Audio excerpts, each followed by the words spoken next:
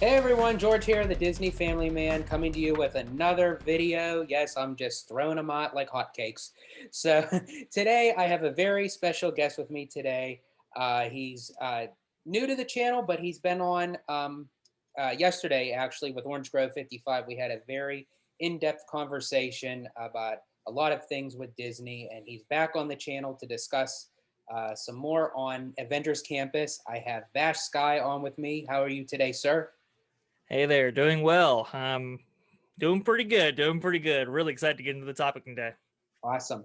So yeah, as I mentioned, it's all about Avengers Campus and kind of where it's going because a lot of it was supposed to open at a certain point of time, and then the pandemic and everything shut down, and then another date came along and it didn't happen. So it's like, I guess my first question to you is, do you think it's losing the appeal for guests, that it's taking so long? So do you think as it opens, it's going to be not of a big crowd as it was intentionally planned? That's a really interesting question. There was definitely you can definitely say that there was a momentum leading into the opening of Avengers Campus that does seem to be, it's had some speed bumps. So some of that momentum, I think, is fair to say, has died off just a little bit.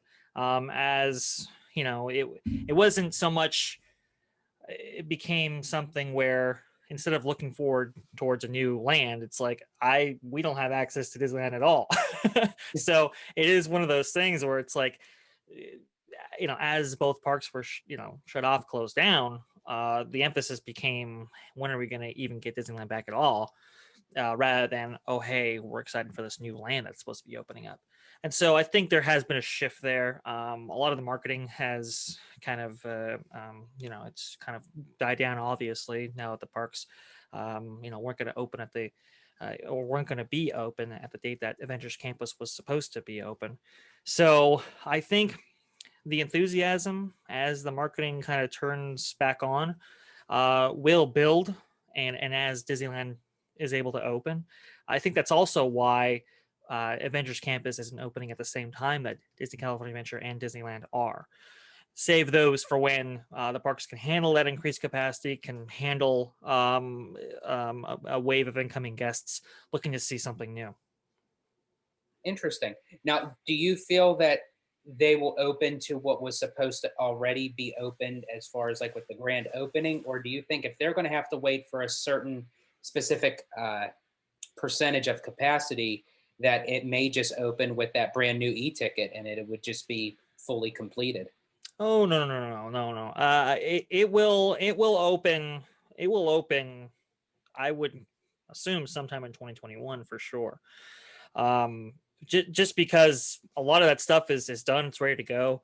Um, there's no reason to wait quite that long. The supposed e-ticket is going to be years away, years and years away. So I would imagine that Avengers Campus would likely open. I mean, it's kind of strange because if you look at how Walt Disney World has handled the opening of something like Ratatouille, for example, I heard a kind of a mix of dates. So they might open this date, this date, this date, but it really became quite apparent that any new opening just it just was something that was going to be unmanageable at that 35% level. What I would guess is as soon as the parks are ready, at least at 50%, I think we should see something like Avengers Campus opening. I wouldn't imagine anything much before that, and also I wouldn't imagine it being too long after that either. So probably within that window, I would say, if I had to guess right now, probably in the fall. Okay, that's a good guess. I could actually see that, Mhm. definitely. Yeah. That Oh, go ahead. no, you're fine. Go ahead. No, if you look at Ratatouille, they're opening on October 1st. That's a pretty good date in general, but also too it coincides with the 50th. So kind of those things. If I were to weigh it out, probably the fall. Yeah, because also too, to kind of eliminate some of the capacity, they would probably want to wait till after the summer months and the summer crowds, and because people are off of work, kids are off of school, so they would want to try to pick a time frame that they'll get they want to get the crowds there, but not all at once. Exactly, yeah, and it's all about being able to accommodate um, as many as many people as humanly possible, and if you're still under those impediments of a reduced capacity because of whatever government mandate there might be, or operational issues that might be preventing you from raising that capacity, uh, you just have to overcome those things before any new offerings can actually take place, and it's unfortunate because from what I understand, Ratatouille, almost all of Avengers Campus, it's all ready. It's all ready to go, and they've been testing ride vehicles for both attractions, both Ratatouille and the Web Slingers attraction in Avengers Campus this whole time. And they just there's just nothing you can do. It's not only is it not accessible because these Disney California Adventure isn't open, but even if it was, you just can't handle that many guests. So it really is tough. Yeah, definitely. Now let's kind of go through some of the things that were supposed to be um, opened when this land was supposed to. So it was it July 18th, if I'm not mistaken. If I'm remembering correctly, it was summer of 2020 when it was supposed to open. They had announced the opening at an investors conference or something like that. I'm trying to recall that date. I believe it was uh, July 18th. Wouldn't surprise me. Yeah, it was somewhere around there. So it was the Spider-Man Web Slinger attraction, Hmm. the Doctor Strange Mystic Arts live show, the Ant-Man micro brewery, um, and The then Pim test kitchen as yeah, well. test kitchen. And Mhm. then am I missing anything? Then there was supposed to be the e-ticket, but that got pushed off for a later time when they announced it at the expo. Right. Well, the Avengers Campus e-ticket was always going to be a phase two thing. It was never going to be an opening day attraction or any of that sort. From what I understand, there were some budget limitations, but also there were some technology limitations that they were trying to overcome. It just needed more development before opening with the rest of Avengers Campus at the date that they wanted. From what I understand, though, the facade is going to be part of, which is kind of strange, but the facade is going to be part of Avengers Campus on day one. And that large Quinjet that we've seen, I believe Orange Grove has made some videos on it. Uh, yeah, that Quinjet that's up there, that is all part of that kind of e-ticket storyline that is going to take place there. So it's kind of interesting what they're doing. From what I understand, the store is also going to be open. Oh, okay, nice. Mm-hmm. So, was there anything in particular that you were looking forward to yourself that when visiting the land that that you would anticipate on? Oh, absolutely. I'm actually excited for quite a bit of it. This is going to be the first foray into the MCU stateside that we've pretty much ever seen on this level and this scale. So it's quite cool. It's coming to Disney California Adventure. It's coming to the Disneyland Resort first, and it's pretty. I mean, it's all really really cool. I mean, this is one of Disney's golden gooses, man. I mean, it's a really highly sought after franchise, and it's extremely popular right now. And I think it's all like just super cool. I know Web Slingers, a lot of people are excited for that. One can kind of liken it to almost like a Ninjago type attraction that you see over in Legoland. That's kind of the technology is very similar, and that uses a Triotech's Maestro hand gesture technology. And what it is it's you can do a ride vehicle similar to maybe Voyage of the Iron Reef or Knott's Berry Farm. It's kind of the closest facsimile I can think of it for Disneyland goers. And you sit in a ride vehicle like that, and you're placed in front of certain screens wearing 3D glasses, and without having to wear anything, you gesture towards that screen, and effects take place based on what those gestures, based on what those your hand movements, the direction of that are. And the way it works is you have a certain amount of sensors and cameras at kind of where you would place a railing, and they look up and they detect where your gestures are, and based on those, based on that interpolation by software and other things, that determines what actually happens on the screen, how it happens, and so forth. So it's actually really cool technology. One can kind of liken this to maybe a V2 of Toy Story Midway Mania. Is probably the closest thing for us Disney fans that you can kind of compare this to.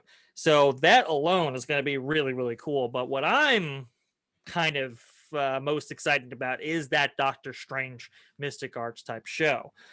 That sounds really cool.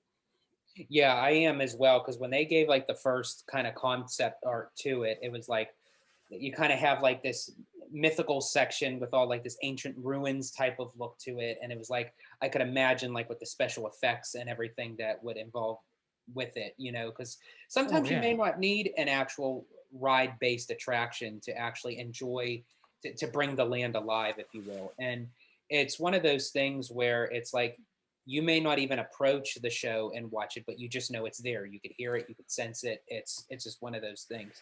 It is one of those things that it brings a lot of life to a land that, um, I mean, if you don't have live entertainment, if you don't have cast members, if you don't have the dynamic of a kinetic passing through it or so forth, it all is kind of architecture, and it kind of feels dead without those things. I know a lot of the criticism that Star Wars Galaxy's Edge received was the land kind of felt a little dead. And the reason that is because it had a lot of that life stripped away from it during its development process. It was supposed to be a kind of a bustling spaceport with creatures walking around, droids moving from place to place, and it was supposed to have live entertainment. That's kind of interesting. With that specific example, because a lot of people complain that there is no music within the land, and the reason that is because music was supposed to be provided by musical acts that were supposed to be playing in the land. So when you take out a lot of those things, it that dynamic that existed before it was intended to have it's just lost. What's cool about the Mystic Arcs show is that it will add a lot of life to the land, and it will provide, I think, just this kind of energy to the land that is, might be missing from some of the other attraction land concepts coming out of WDI. So it's really, really cool. And another thing that I was looking forward to, which I hope it is incorporated within the land, I'm for sure they'll still do it, but I don't know if it's going to open with the land, is the audio animatronic stunt dummy, so to speak, for Yes. Spider-Man. I was really Yeah. looking forward to that because I watched the Imagineering story and how they showed that audio animatronic of how intricate of how everything works, and to put a Spider-Man suit on that would just be phenomenal. Oh yes, absolutely. I mean, WDI received the criticism. They understand what people want to see. They understand, what fans of the MCU want to get from this kind of new land. And it's really, really cool because, it is superheroes. You expect to see those great characters, the Iron Man, Captain America, Black Widow type characters that we've seen from the films for this whole time. People like kind of expect that to see those characters in their own surroundings, in their stories, when they come to a place like Disney parks. So it really is cool that you're going to be actually be seeing. From what I understand, they're still on the table. I don't know. Some things have changed with COVID, obviously. So certain shows, certain entertainment has to be reblocked, has to be restaged in order to take those things into account. But from what I understand, they're still coming as of yet, and it's going to be really, really cool to see kind of those they call it kind of mini stunt shows take place on the rooftops of a lot of these facilities in Avengers Campus. And like you said, I mean, that Spider-Man audio animatronic swinging, that is that is really, really cool. From what I understand, a lot of technology is going into that one effect, and if they pull it off, if they go forward with it, and we don't have any more delays or budget cuts or whatever, I think it should be really, really cool. Absolutely. And as you said before, even with the Doctor Strange uh, Mystic Art show, it'll bring that land to life. It'll give it a pulse. And I do agree with you, just like with Galaxy's Edge. I think in time for that land to continue to thrive, it needs to have some extra oomph and to give it that pulse. I think so. I do agree with that. There, it's really unfortunate because with the creation of Star Wars Galaxy's Edge, we lost Jedi Training Academy as a result in both parks on both coasts, and it really is. It's really unfortunate because there was really no that wasn't made up in any way in Star Wars Galaxy's Edge and what we envisioned. But with the Mystic Arts show, I think a lot of those kind of vibes will come back. From what I understand, it's supposed to be a little Jedi Training Academy mixed in with a live show, and it's supposed to deal with this orb of Cagliostro. If you remember, the book of Cagliostro is how, if I'm not mistaken, that's how Doctor Strange plays with the Eye of Agamora or whatever from the Doctor Strange film. So it's got a little tie in there. And from what I understand, the stage show and kind of infrastructure will be turned on at night, providing kind of a nice nighttime feature as well. So they're making due use out of it. It really sounds quite mesmerizing. Hopefully we get something like that when we come out of this whole mess. But it's really excited. I'm really excited. Definitely. Now, going on to the, you had mentioned the Pim Kitchen and the microbrewery. Sure. How is that more so going to go about? Like, was that supposed to be an indoor sit down, or was that a quick service?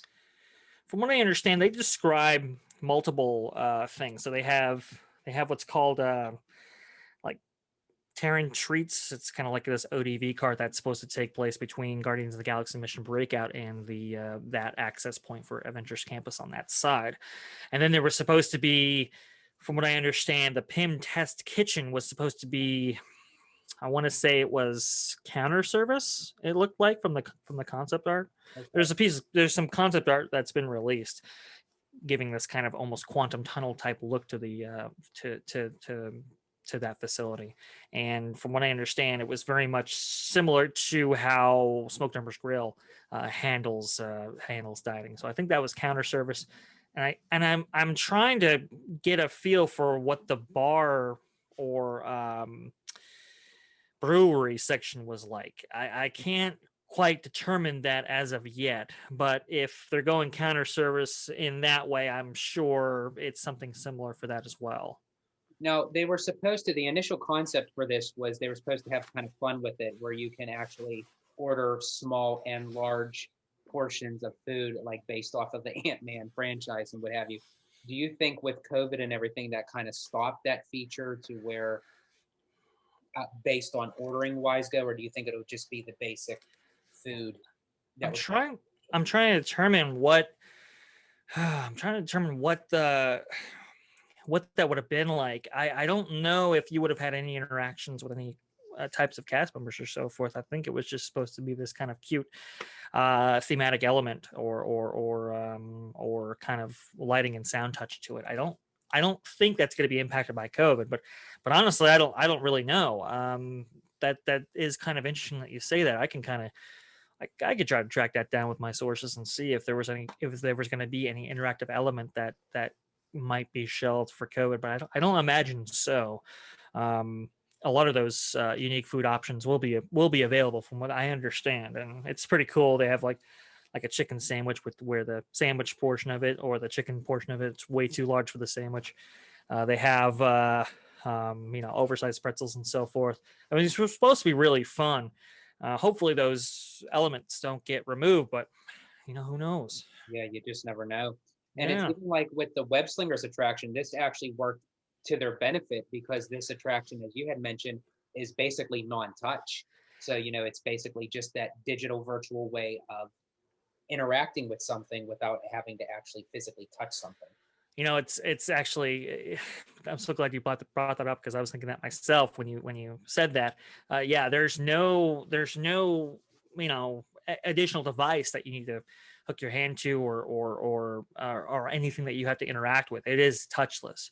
So in that instance, it's actually worked out great for them. It's just, when you debut a new attraction, it requires all sorts of operational demands, and you need that capacity. So they have this attraction that's perfect. It is absolutely perfect for this time period, and you just can't open it. So, what are you gonna do? It came in at the perfect time. It really did. Oh man, it's just, if only it was just, if only they were able to get it open, maybe a little bit Yeah, sooner, because so it'd already be open. I think for me, it would still probably put something in the back of guests' head that even though it will be great when it opened, but it still makes you wonder how it would have happened prior to COVID. It was like just like Uh, that notion of would it have been the same or would it have been different? What feature would have been added to this that would have just put it over the bar?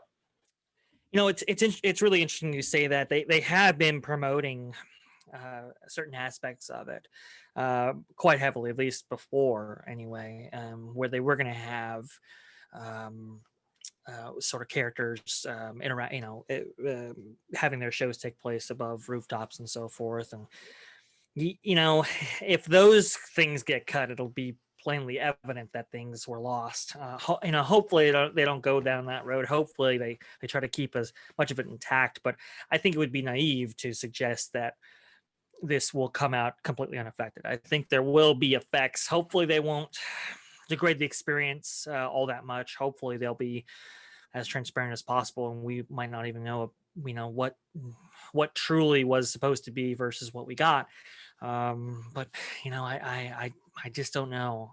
It's troubling because you see, Orange Grove and I touched on some of the guest satisfaction surveys that were put out, and how Bob Chapek kind of said, "Oh well, our surveys are higher than ever," and it's just, I just don't see how that can be the case. There have been things affected. There have been things that have taken place that have degraded the guest experience at Disney's parks, and it's just, hopefully we get a lot of that stuff back, but I don't know.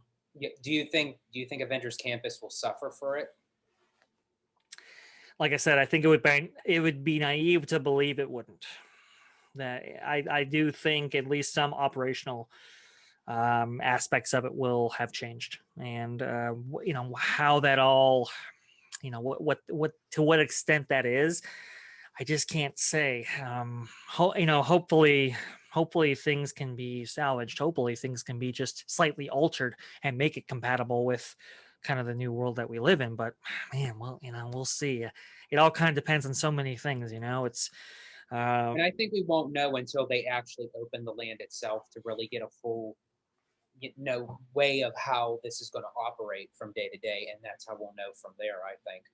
yeah, yeah. Well, a lot of it's speculation. Yeah. A lot of it's conditional, right? A lot of it's conditional on a lot of the things going on in the world. These things unfortunately aren't in vacuums. You have to take the real world into account sometimes. And if consumer sentiment, if consumer sentiment changes a lot, with regarding interactive attractions or stage shows and so forth, hey, maybe by the time they open, hey, we've overcome a lot of those issues, and we can deliver an experience to guests that was, um, commensurate with what we were envisioning.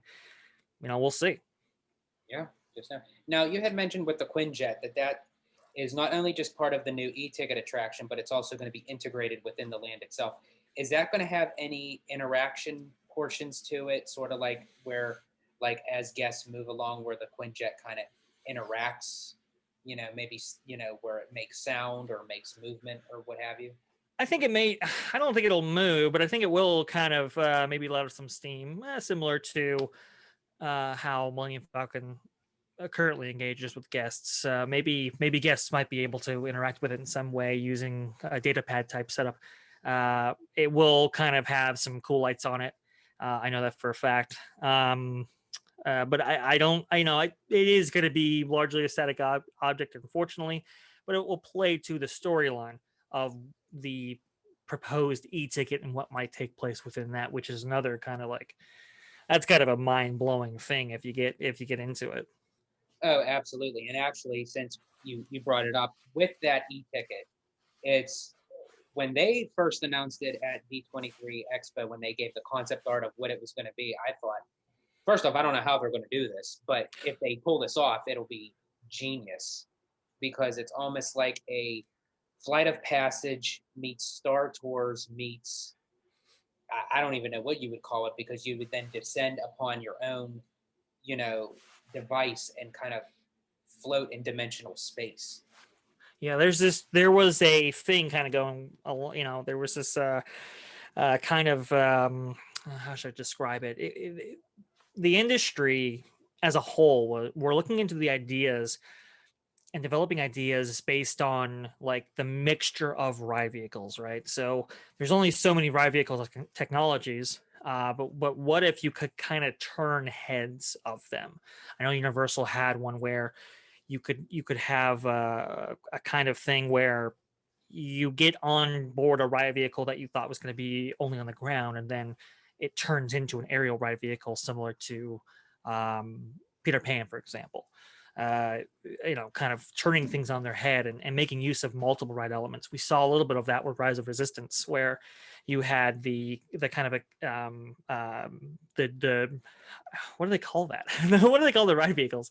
You had the motion, you had the Wi-Fi controlled wireless vehicle go into like a drop, and then a kind of a Sort of simulator portion of it. like a self suspend sort of motion.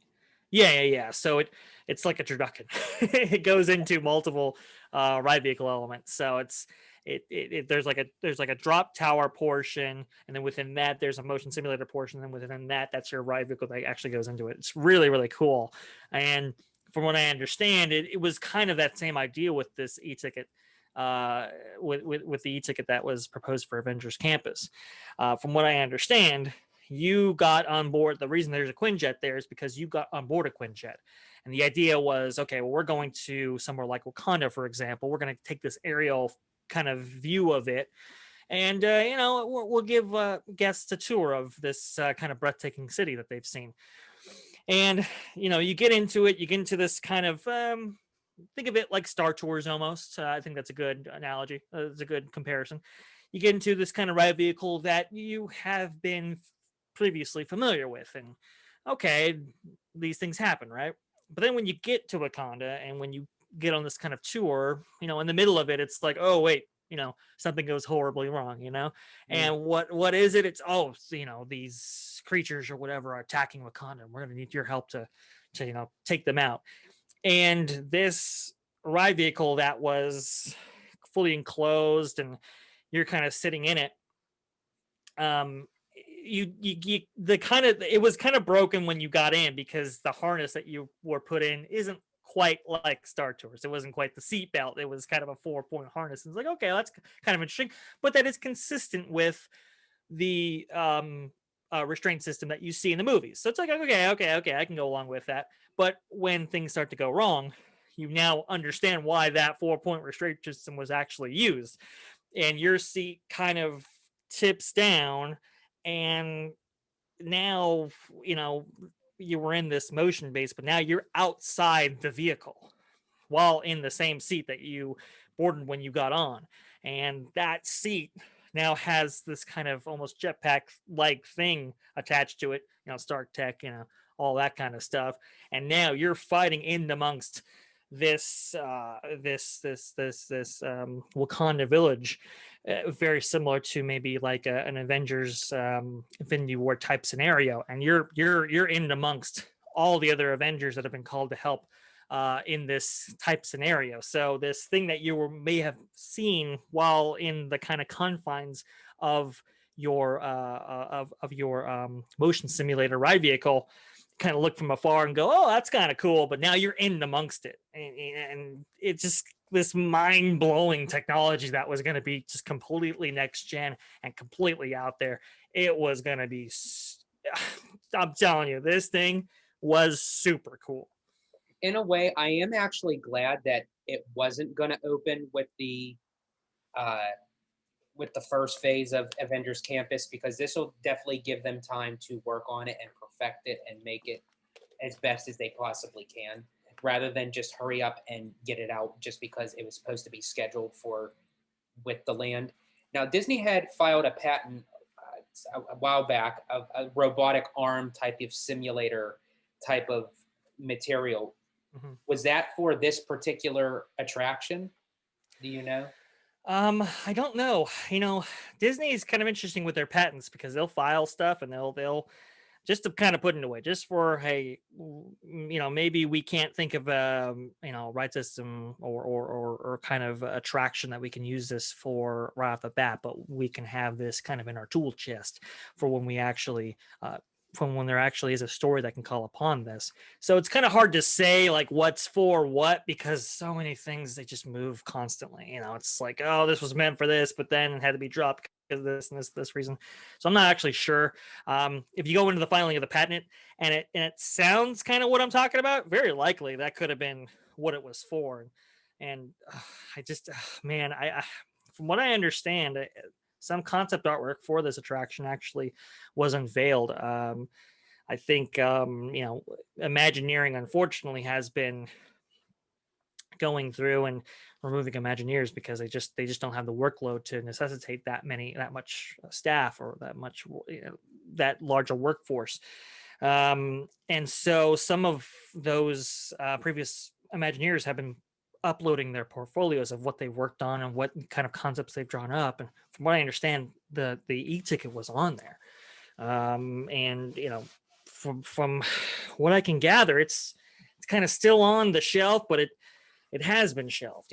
It's as soon as money starts flowing in, as soon as these parks start opening in totality, back to anything resembling what was available to us in 2020 and previous, that kind of money fire hose, those kind of capital expenditures might be turned back on and slowly.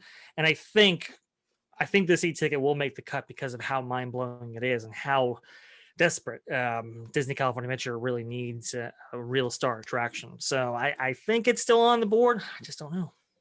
Yeah, because they were mentioning before, like when everything shut down, and a lot of people were speculating. They said this e-ticket is completely scrap. It's going to be shelved. It's going to be put away. But Disney has not confirmed whether that was true or not. And I still think if they were building the Quinjet and they still have that area space, that they're not going to let it go to waste. And with already having that mindset of storyline of what they were going to put together, I truly feel like the second phase is still going to move forward. I think so. It's just going to take some more time. If it was coming 2025 or, I'm just throwing a date out there. I don't know whether it was coming at that point, tack on a couple extra years, that's just kind of the nature of the industry right now. Things move so fast and things move so quickly. It is what it is. From what I understand, they did spend quite a bit of development on it. They still have a lot of that development kind of banked, and that area is kind of set up to have an attraction like that. I really don't. I can really see, out of all the attractions that might get dropped from various parks and resorts all around the world, this one is probably one of the most likely to be salvaged at a later date. This is probably the one that will kind of make it through. I have pretty good faith in that because it's just they've already laid the groundwork. They already have a lot of the kind of infrastructure set up in terms of its facade and so forth. So out of all the ones, I'd probably put my pin on that one.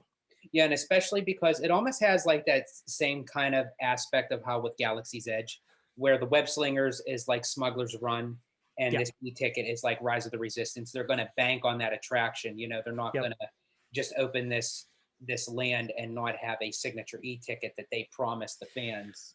Absolutely. And really, the MCU, if there was one other franchise that deserved the Rise of Resistance, Star Wars Galaxy's Edge treatment, it is the MCU. I mean, that is what it is. It is one of their most valuable franchises, among franchises that they have. And they've been wanting to capitalize on it for so long, and I think all those things combined, I think that's why I place, and for the reasons that you said, it's kind of this complementing attraction to web slingers. This is the attraction that would be the Rise of Resistance for the MCU and for Avengers Campus. So And I'm for yeah, sure that it will have like that storyline where it's not just you're entering a queue and then you board, your ride vehicle. I'm for sure that'll be a lengthy storyline of how yep. Rise does, like literally from beginning to end. Oh yeah. It'll be set up. He'll be set up in a very similar manner, I'm sure. Rise rose the bar, not just for Disney, but for the entire industry. And it would be, you know, the MCU. I mean, it is their most popular franchise as of this point. Anything less would be just, just wouldn't be up. It just wouldn't be up to par. Wouldn't be up to guest expectations. So, yeah, I can foresee that. Nice. Now, when entering the land itself, if I could remember, because I haven't looked at the map in a long time, but as you enter through the land, where you uh, sort of kind of like the entranceway that you would go in through a Bug's Land. So it would Yep. be web slingers on the left, the Mystic Arts on the right, where Mm-hmm. the e-ticket attraction would be, and then beyond web slingers was going to be the Pim Kitchen and the microbrewery, and then far in the back would be Mission Breakout. Is that correct? Yeah. I think that, yeah, I think that sounds about right. How everything is placed. So you're gonna have three access points for Avengers Campus. You're gonna have the main access point that's gonna take place right behind Carthay Circle Theater, and then you have the Guardians of the Galaxy Mission Breakout entrance and exit, and then you have the Cars Land entrance and exit. And between the Cars Land and the Carthay Circle entrance, you're gonna have the Mystic Arts show between the Carthay Circle and Guardians of the Galaxy Mission Breakout segment. You're going to have, from what I understand, the Web Slingers restrooms and then Pym Test Kitchen. And then between the Guardians of the Galaxy Mission Breakout entrance exit and the Cars Land entrance and exit, that's where that e-ticket was to have taken place. That, like I said, the facade will be there. I mean, it'll be like, it's all set up to do it. It's just, yeah, that's the layout. All right, cool. Now, did they say that there was going to be extra land kind of put aside for future development more so? Because they were supposed to have like a type of roller coaster based off of for Captain America or what have you Yep. that was supposed to be in the back, sort of kind Yeah, of that was. west to Cars Land, but sort of even further beyond Mission Breakout. Is that still in play? From what I understand, that was an iteration of the kind of MCU land ideas that they've kind of been kicking the tires on. This land has been in development for, gosh, I mean, I want to say like 8 years or something like that. I mean, it's been a long time and it's gone through multiple iterations. From what I understand, that specific attraction, the Captain America roller coaster, was supposed to be our version of Tron. So if you can envision the Tron type ride vehicle system and technologies, it was supposed to be very similar to that, but instead of doing something like a light cycle, you were supposed to be on kind of a Captain America, you know, World War II brought to 21st century kind of thing, similar to what you see in, I think it's Captain America and the Winter Soldier. Winter Soldier. Yeah. Yeah, that kind of thing. And from what I understand, the reason why that was so highly favored was not because just Captain America was a great character and it creates a nice throughput for a story and so forth, but they were supposed to have two roller coasters using that technology built on each coast. So Tron was, and the reason for this was if you buy two, it's cheaper, right? Right, absolutely. Yeah. Like So a buy one get one. exactly, it's like a buy one get one. No, it's not quite that cheap, but maybe buy one get one half off, maybe. Um, but it was supposed to be Magic Kingdom gets Tron, and Disney California Adventure gets the Captain America roller coaster. From what I understand, that was dropped when the kind of ambition of this e-ticket was introduced. From what I understand, that e-ticket was supposed to take up the entire land back there. I mean, the entire plot, boom, it was going to be that.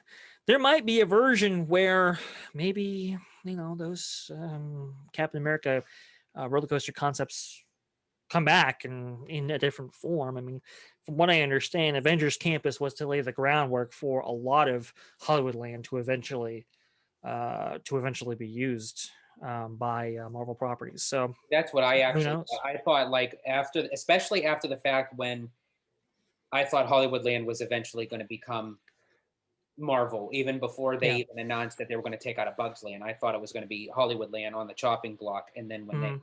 announced where it was, I thought, well, that's going to be for future development, because that's even where they would have a lot of the Marvel treats and like a lot of the Marvel meet and greets of Black Widow and what have you. And after the fact that Disney announced that they were closing Frozen at the Hyperion permanently, Yeah. that just makes me wonder if eventually in time, if that could eventually become still real estate for Marvel, because that's right adjacent to Mission Breakout.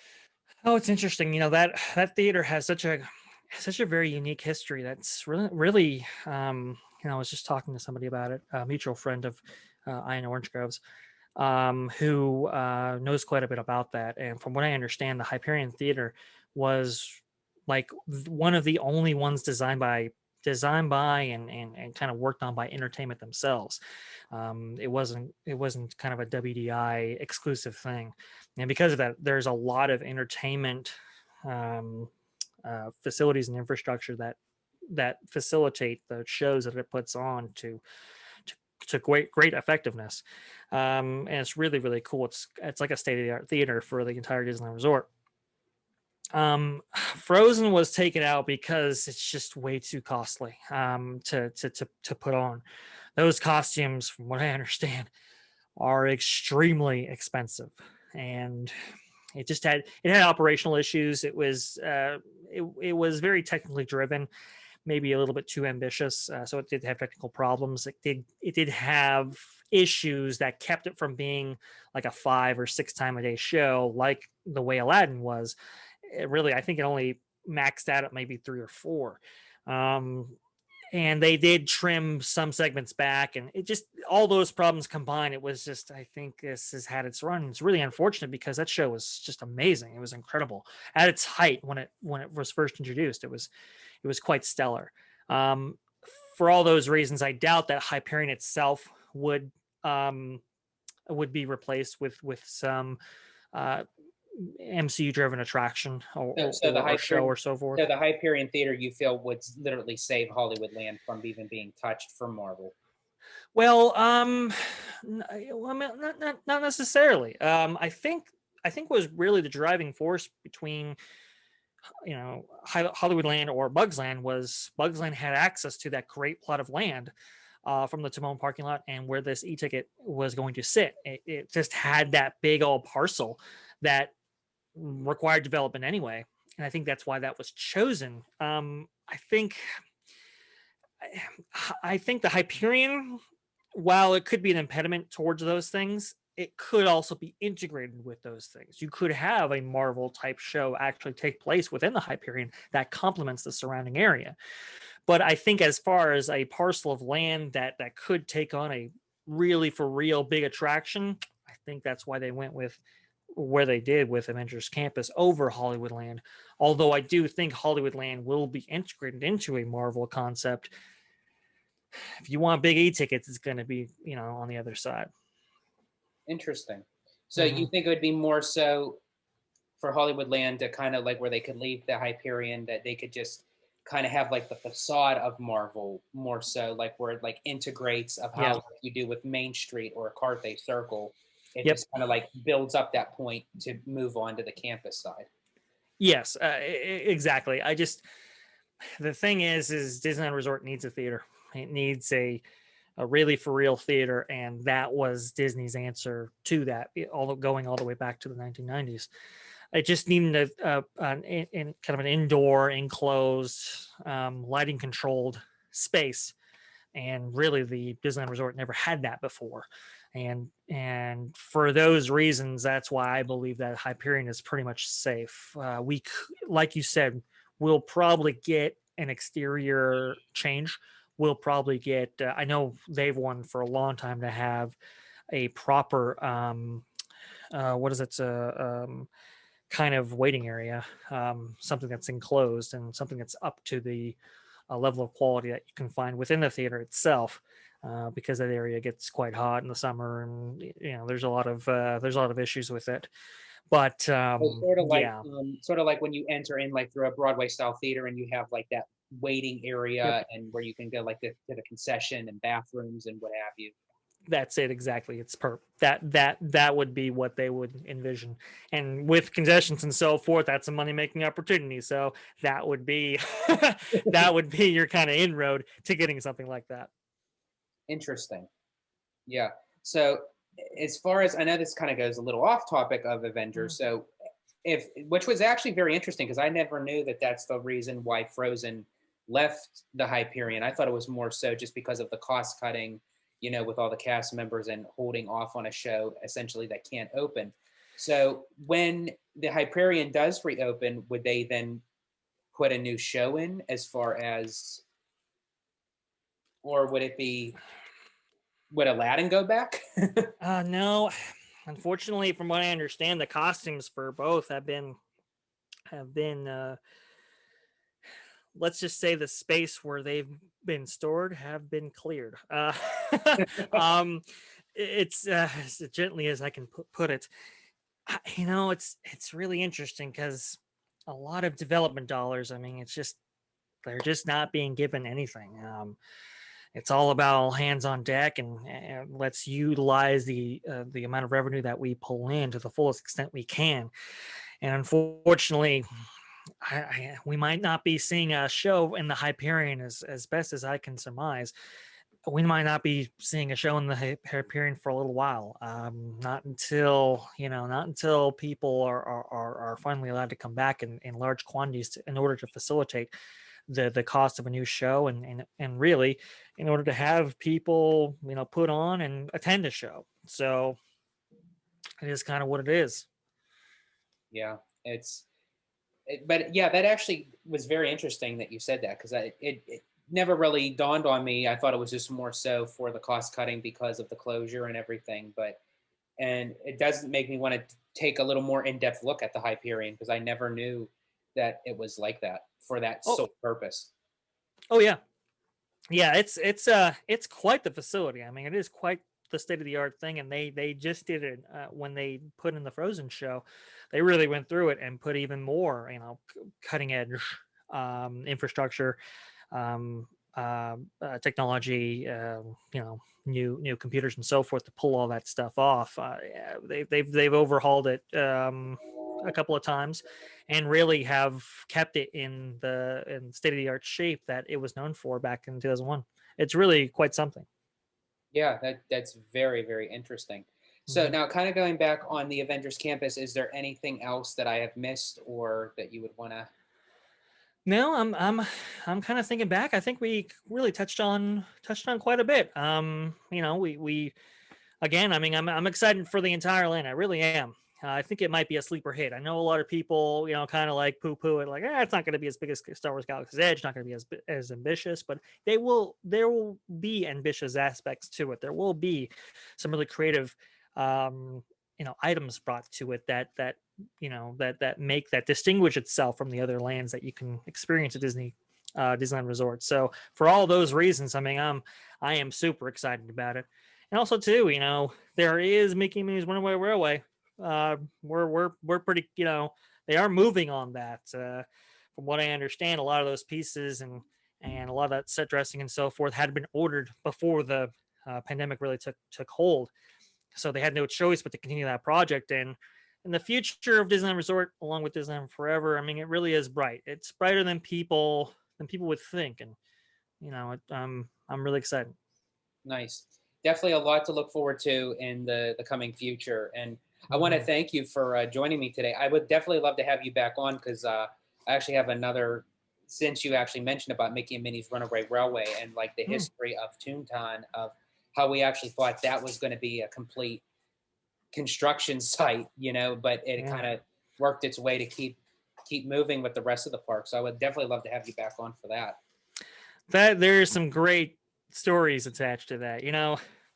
We talk about, well, bringing it back home, it was like, well, could Avengers Campus be completely closed off to the public until an e-ticket, might be set up?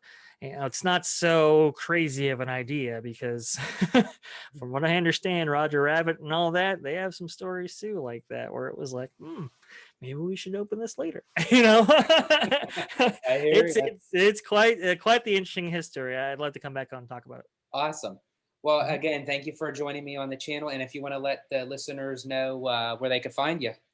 Best place to reach me is, or to find me is, at VashSky on Twitter. That's at V as in Victor, ASHSKY. I'm going to be producing some content too for Orange Grove's channel, so keep a lookout for that. And I'm just really happy to have for you to have me on. This is quite special. Absolutely. And I look forward to having another in-depth conversation with you again. And thank you everyone for joining us. And remember, stay healthy, stay safe, stay Disney. Bye, everybody. Thank you.